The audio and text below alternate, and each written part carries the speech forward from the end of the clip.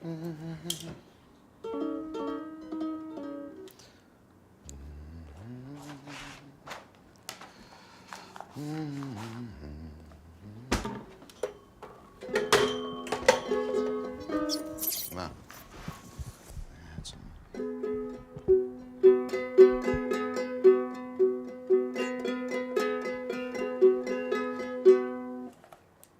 It's a melody, it's a sound, and that's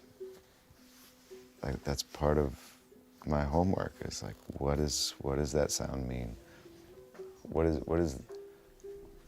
Okay, this is a chord change. This is a melody. Like, okay, but what does that mean? What is it? Where am I? If I close my eyes, where am I?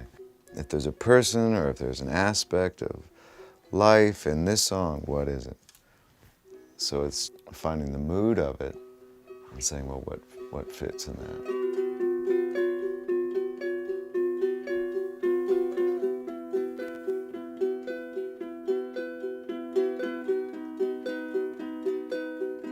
And then you put down the closest meaning you can get to it, and maybe it starts one place and it ends up in another, or maybe you might write it 10 times, before you realize you should have just went with the first one. I think the less you think about it, the better. It's like you just grab something and go, and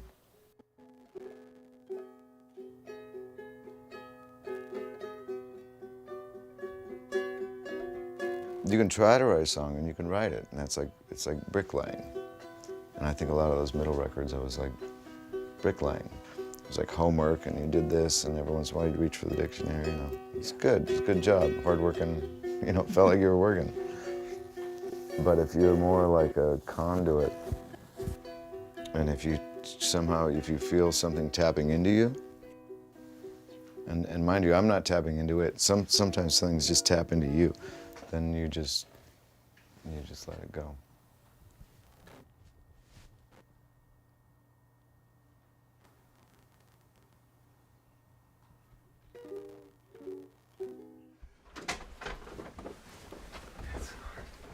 This is Roger's mic. A lot of photos I got. This is the night this is me and Joe Strummer. And that's the night I met Jack Irons, which is the night that kind of ended up here, because without meeting Jack, I would have never met Jack and Stone and all that kind of stuff. So you met Jack at a Strummer He show? was playing, Joe Strummer had a record called Earthquake Weather, and Jack was the drummer. And he was the only one who showed up at sound check. I was working crew at a little club called the Bacchanal in San Diego. I know it well. Right next to Tools R Us and the AM PM or something. That was at the end of the night, and that's me and Joe. It's a pivotal night right there. It all kind of comes down to that night. It's terrifying.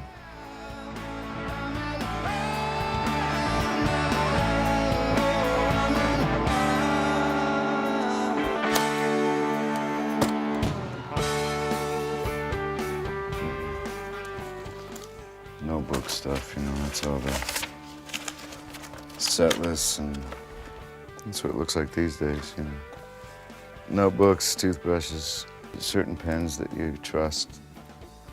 Can I see a set list? Let's see what we got. Oh, and this is after they get printed up nice. See, I write them like this. Oh, great. And then they get Wow. redone. So this is after a band meeting where you discuss this, or is this you doing your own edit? Yeah, we all kind of, it gets democratic at some point, but I don't know if everyone agreed. But yeah, kind of write it up and let everybody make sure. It's a long conversation. I don't know if you want. We'll have it later. Yeah. Or a tiny bit now. Yeah. Well, sound check, you try to do all the things that might be strange. So this would be all really strange songs to play. And then this, you have to kind of get to where it's normal. And then you figure it out, and it all becomes the thing. So based on sound check, you might drop in an extra song or two that sounded good that you tried out.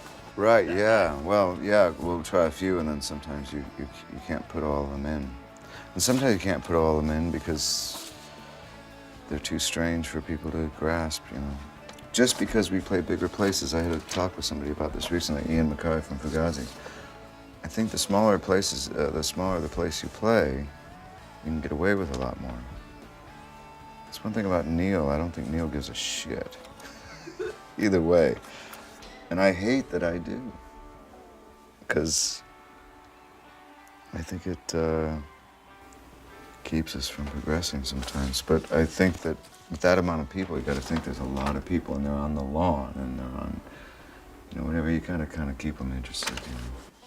But you've also said to an audience, do you want black, red, and yellow tonight, or do you want the stuff you know? Like you've actually presented the audience with the choice. Yeah, and I could not hear the answer in any kind of comprehensible way. It was like. So why play hits? Do what you want to do. Yeah, I know. Sandy, Sandy, I love you every day. Sandy. We got this in Kentucky, Louisville. On a day off, we went to a junk shop, antique store, or whatever. This thing had literally an inch of dust on it. We bought this, a few records, went back, Eric Johnson, Keith Wismar, and I, and we had just the best hotel room party. Like throwing footballs onto the beds. It was a small room.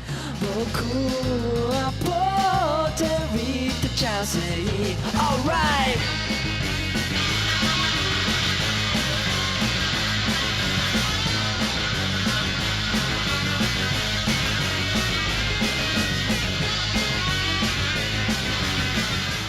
It still lives to this day. And I also bought a fake leg, like a prosthetic leg. At the junk shop? Yeah, at some point you're gonna be sick of my stories because I got time. No. But we bought Impossible. a fake, like a prosthetic leg, and it still had like an earth shoe and a stocking and a sock on it. And that ended up, we created a fake replica of myself at the time. Oh, I also bought a couple football helmets, Bengals helmets at that place. So we did this thing where we made a fake body with, we had some Doc Martens on, and that we even drew the tattoo on the, I got a tattoo. We put it on the prosthetic leg, and we did the whole thing. It was at the Fox Theater in Atlanta a couple days later. Oh man. And then I went up to the rafters and the light rig, and I was singing Porch and whatever, and then we did it, and it was up there, the body was up there with the matching helmet, the army jacket, everything that I'd worn. And then we were doing it, and then we're playing, and then the audience is there, a small place, and then I dumped the body off the thing. It's kind of behind some stuff, and I dumped the body off the thing, thinking that there would be a huge Evel Knievel reaction of like, No. Yeah, he slipped, fell and the whole thing, and I was watching, I could see the whole audience, so I did it. I was waiting for the reaction, and I swear to God to this day, there was like one guy in the second row who was like, and no one else ever was, like, no one saw it. Like, it was so funny, like one guy saw it. It wasn't the reaction I was expecting. The alternative porch. I mean, what if it really would have happened? Well, now you know what it would have been like.